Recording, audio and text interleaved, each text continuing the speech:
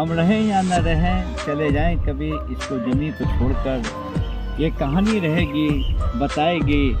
अगर कोई टटोलेगा तो समझेगा कि मेरी ज़िंदगी की शुरुआत, मेरे परिवार की शुरुआत यही पलंग जो लगभग 100 ईयर्स ओल्ड कह सकते हैं। ये इसी पलंग पर माँ बाबूजी थे और उसमें जो थे हम लोग एक और सामने एक मकान में वहाँ भी रहते थे। खूबी किस मकान में थे, ऊपर एक और रूम है ऊपर आज भी लकड़ी का जो बना हुआ है, उस पर भी 10 आदमी जाके रह सकते हैं। पुराना स्टाइल का मकान था और इसी घर में हम अपने 3 बहन और 3 भाइयों के साथ रह करके जीवन शुरू किया है। रियल स्टोरी बता रहे हैं। जो 2 बहन हैं जो संजोग से आपके सामने कैमरा पर हैं, जो देख सकते हो। ये एक बहन है पीछे कोना में छिप कर खड़ी है और एक दुनिया से चले गए। एक भाई हमारे हैं टाटा में है, एक भाई अभी उधर हैं जो मिलाएंगे। यहीं से हमारी कहानी शुरुआत है। बचपना गुजरा, बाल्यावस्था बचपना गुजरते गुजरते फिर हमने पढ़ाई लिखाई किया। अब हम चलते हैं आगे तरफ, कुछ यादों से जुड़े हुए। ये कभी एक दरवाजा हुआ करता था। ये दरवाजा कभी अगर इसको देखा जाए, इस समय दरवाजा में देखिए लोहा की किला लगता था इस तरह से। और आज भी किला जो है इस सिस्टम किला ओल्ड स्टाइल में, ये लगभग 200 साल पुराना ये घर का दरवाजा हुआ है। अबाउट 2 ईयर्स 200 साल पहले की। और उस समय की ईंटें में देखेंगे कि ईंटें में कोई सीमेंट नहीं था। ईंट के बीच देखिए आप राई पता नहीं किस चीज़ से देखिए जुड़ा होता था। देख सकते हैं ये यादगारी है जो इसमें सीमेंट नहीं है, ना सीमेंट है ना कुछ है। और उसको राबिश जैसा लगता है, राबिश से जुड़ा हुआ ये बस यादों को समेटते हुए अब चलते हैं। घर से निकलते हुए और निकलते थे बाहर।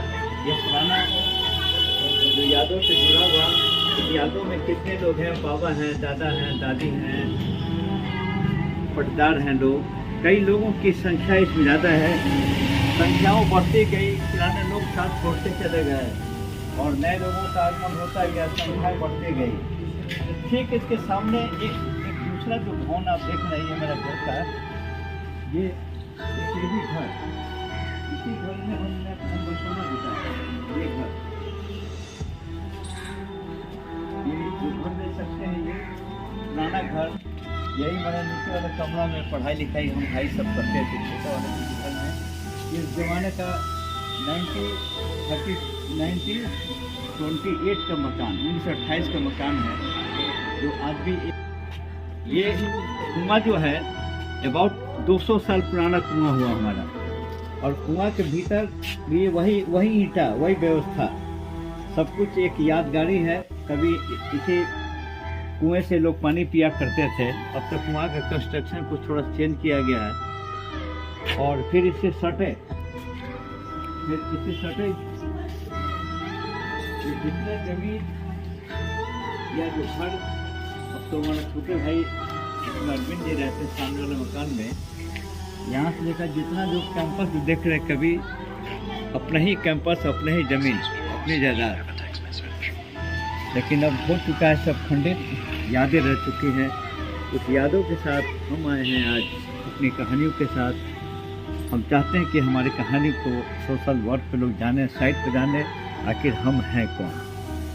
ये जो हमारे घर से जो रास्ता देख रहे हैं, ये रास्ता सीधा अब तो हाजीपुर से गाजीपुर हो गया जिस पर जाते। लेकिन इसी रास्ते से होकर के एक छोटी सी कहानी हमारी है कि बचपन में हमारे घर से जो भी इस रास्ते से इधर होता हुआ या आगे से भी जो भी 100 यात्रा करते हुए लोग जाते थे, घंटियाँ बजती थी, तो पता नहीं क्यों हम उससे प्रभावित हो जाते थे और हम उस लाश के टीम के साथ पीछा लग जाते थे।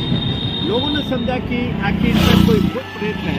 हमको याद है कि हमारी अम्मा ने हमको एक बाबा को दिखाने ले गई थी, जबकि हालांकि तो बात नहीं थी, लेकिन बाद में पता चला नहीं, हमारा एक आदत बन गई थी। वो छोटी सी यादें एक कहानी से जोड़ते हुए हम सीधे चलते यही बचपन में हम लोग आते थे स्नान करने के लिए, जिसको यहाँ नाथ बाबा का मंदिर या खूबसूरत मंदिर, वो मंदिर स्थान जो हमारे बाबा का बनाया हुआ जमीन आज भी जितना जो यहाँ देख रहे हैं, करीब मंदिर का पोर्शन का करीब 2-2.5 बीघा ज़मीन हमारे बाबा ने इसको दान दिया। जो आज भी जहाँ मेला लगता है सिमरिया का, वो हमारे ज़मीन बाबा की गिफ्ट धर्मशाला। आज भी देखेंगे जो धर्मशाला जो वहाँ बना हुआ है, मेरे ही घर के बाबा का दिया हुआ है, जो अभी हम वहाँ चलते हैं। ये इसको बोलते हैं रिविलगंज घाट, हमारे गांव का घाट। बचपन में हमको दिन याद है कि हम अम्मा के साथ सभी लोग छोटे छोटे इसी नदी पे आते थे, स्नान करते थे। और ये पीछे का जो मंदिर आप देख रहे हैं, नाथ बाबा का मंदिर, यहाँ बहुत बड़ा मेला लगा हुआ है। सबसे बड़ी अपनी कहानी बता रहे हैं कि ये जितना मेला जो पोर्शन धर्मशाला जो आप देख रहे हैं, ये मेरे बाबा का गिफ्टेड है। आज भी उनका नाम इस धर्मशाला पर लिखा हुआ है, जो हमारे बाबा हुआ करते थे, और जो बाद में समेकित रूप से इसको डोनेशन दे करके अब यहाँ बहुत बड़ा ये मेला, सिमरिया मेला, नाथ बाबा की मेला बोलते हैं, लगता है। ये सरयू नदी, घाघरा नदी, इसकी कहानी ये है कि इसी घाट से भगवान राम और लक्ष्मण विश्वामित्र के साथ गए थे शादी करने के लिए सीतामढ़ी। आपको गए थे ये जनकपुर की तरफ, यही रास्ता है। तारकासुर का वध बक्सर के बगल में ही हुआ था। ये खूबसूरत पवित्र, जहाँ 88,000 कवि, ये संतों का कवि, ये संत ग्रह हब हुआ करता था। लेकिन आज बदल चुका है सब कुछ, लेकिन यादें हैं मेरे। ये बचपन में जो स्टेशन पहले रिविलगंज घाट हुआ करता था, जो अब बदल करके रिविलगंज कर दिया गया है। इस स्टेशन की खूबी थी उस समय, अंग्रेज़ों के समय में, आज भी एक कोना में घंटी लगा हुआ है। पहले घंटी को टनटनाहट से अलार्म किया जाता था कि गाड़ी आने वाली, जाने वाली है।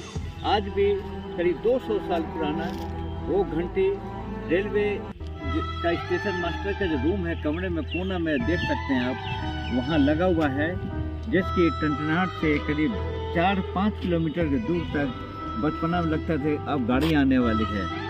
उसमें गाड़ियाँ इस ट्रेन से, लाइन से, जो बगल में मांझी उत्तर प्रदेश का बॉर्डर हुआ, यहाँ बैठे हुए हैं, ये हमारा पुराना रेलवे स्टेशन।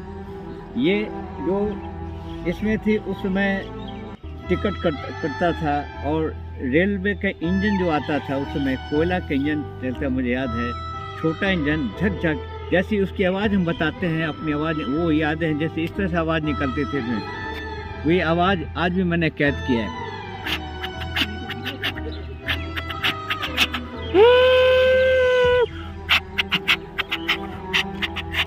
ये आवाज़ें, ये इंजन की आवाज़ें मैंने आज भी कैद किया है।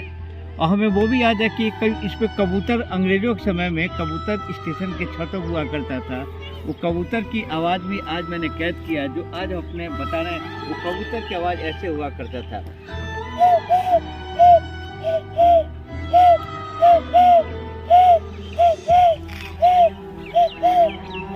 ये आवाज़, ये घंटी की आवाज़, ये आवाज़ दौड़ कर आते थे। वो पुरानी यादें अब कहाँ, अब तो सिर्फ रह गई यादें। अपनी यादों के सफ़रनामा के साथ हम आज अपनी कहानी को बयां करते हैं। हम रहें या न रहें, चले जाएं कभी इसको ज़मीन को छोड़कर, ये कहानी रहेगी, बताएगी। अगर कोई टटोलेगा तो समझेगा कि मेरे ज़िंदगी की शुरुआत, मेरे परिवार की शुरुआत यही रेलवे स्टेशन है, जो आज भी यादें हैं जहाँ मैं बैठा हूँ। अब चलते हैं अगली यादों के साथ जुड़ते हुए।